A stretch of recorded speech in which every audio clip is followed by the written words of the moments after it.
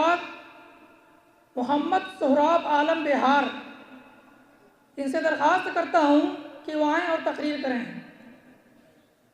ان کا موضوع ہے امت کے تعلیمی پسماندگی کا علاج۔ الحمد للہ رب العالمین والعاقبۃ للمتقین والصلاة والسلام علی نبینا محمد خاتم الانبیاء والمرسلین، اما بعد۔ قال اللہ تعالی فی کتابہ المجید والفرقان الحمید، اعوذ باللہ من الشیطان الرجیم، بسم اللہ الرحمن الرحیم۔ اقرأ باسم ربک الذی خلق، خلق الانسان من علق، اقرأ وربک الاکرم الذی علم بالقلم۔ وقال نبی صلی اللہ علیہ وسلم، طلب العلم فریضۃ علی کل مسلم۔ جناب صدر مجلس، حکم صاحبان، معزز سامعین کرام، السلام علیکم ورحمۃ اللہ وبرکاتہ۔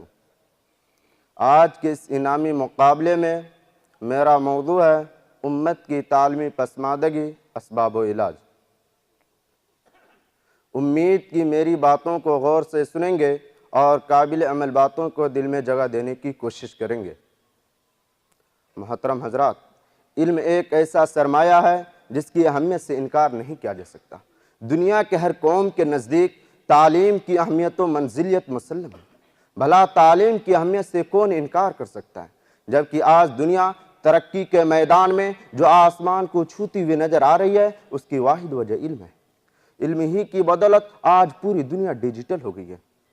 امریکہ، روس، برطانیہ، چین جیسے سپر پاور ممالک مختلف سیارے پر پہنچ رہے ہیں۔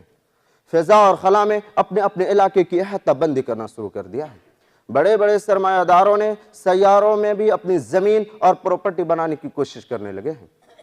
سائنسدانوں کا کہنا ہے کہ اب ممالک کی لڑائیاں فضاؤں میں ہوگی، جنگ کرنے والے روبوٹ سپاہی ہوں گے۔ محترم حضرات، نئے زمانے کی عجیب و غریب ترقیاں علم ہی کی بدولت ممکن ہو سکتی ہے۔ علم اور ٹیکنالوجی کی وجہ سے آج دنیا اتنے آگے بڑھ گئی ہے کہ ہم اس کا تصور بھی نہیں کر سکتے۔ انٹرنیٹ، کمپیوٹر، میڈیا اور سوشل میڈیا نے پوری دنیا میں کوہرام مچا دیا ہے۔ آج لوگ گھر بیٹھے 7 سمندر پار رہنے والے ساتھی سے اتنا قریب ہو گئے ہیں جتنا کہ ایک ہی گھر کے افراد آپس میں قریب رہتے ہیں۔ علم اور ٹیکنالوجی نے پورا دنیا میں اپنا ایسا قدم جمایا ہے کہ آج پوری دنیا ڈیجیٹل ہو گئی ہے۔ چاہے صنعت و حرفت کا میدان ہو، معاشیات کا میدان ہو، بزنس کاروبار کا میدان ہو، سماجی یا سیاسی میدان ہو، کھیل کود، تماشا گاہ، اداکاری، آرٹس کا میدان ہو، جو بھی میدان ہیں علم اور ٹیکنالوجی کے عجیب و غریب کرشمے نظر آ رہے ہیں، اور دنیا جو ترقی عروج کا آسمان کو چھوتی ہوئی نظر آ رہی ہے۔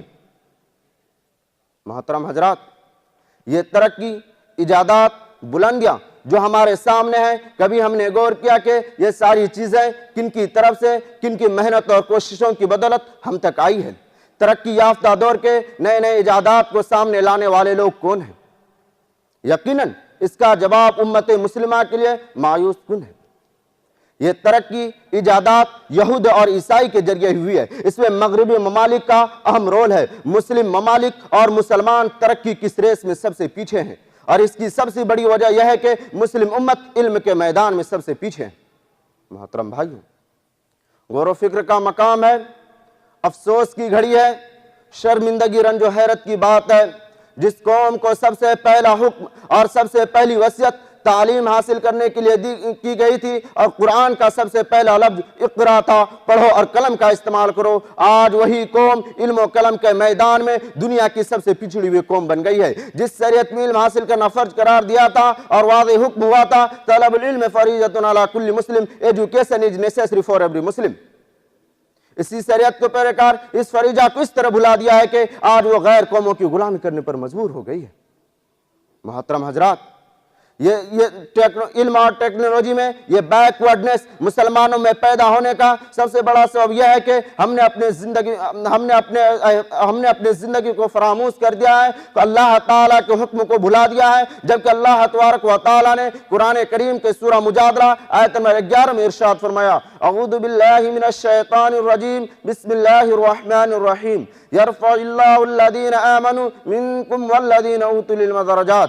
کی رحمت کو ہم نے محسوس نہیں کیا، ہمارے دلوں میں دنیا اور مال و متاع کی محبت بیٹھ گئی ہے، عیش و عشرت آرام طلبی ہماری فطرت بنتی جا رہی ہے، محنت و مشقت جہد و مسلسل سے ہم اپنا جی چراتے ہیں۔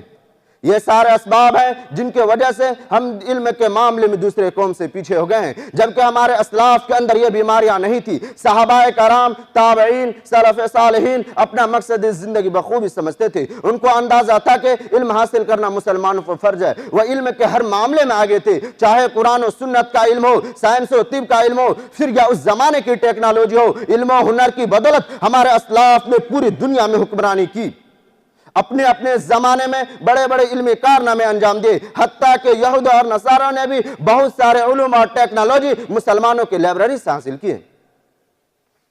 معزز حاضرین، ضرورت اس بات کی ہے کہ ہم اپنے اندر اسلامی روح کو بیدار کریں، اللہ اور اس کے رسول کے حکم کو سمجھیں، اور اس ذمہ داری کو یاد کریں کہ ہم اس دنیا میں قیادت و حکمرانی کے لیے پیدا ہوئے ہیں، نہ کہ محکومی اور غلامی کے لیے، جبکہ اللہ تبارک و تعالیٰ نے قرآن کریم کے سورہ انبیاء آیت نمبر 105 میں ارشاد فرمایا، ان الارض یرثها عبادی الصالحون، زمین پر قیادت و حکمرانی وہی قوم کر سکتی ہے جو علم کے معاملے میں آگے ہو، لہذا ضرورت ہے کہ ہم تعلیم کے میدان میں خوب آگے بڑھیں اور اپنے اسلاف کی کھوئی میراث کو حاصل کریں، تب جا کر ہم ذلت و رسوائی سے بچ سکتے ہیں۔ اللہ تعالیٰ سے دعا ہے اللہ تعالیٰ ہم تمام لوگوں کو علم کے میدان میں ترقی کرنے کی توفیق عطا فرمائے۔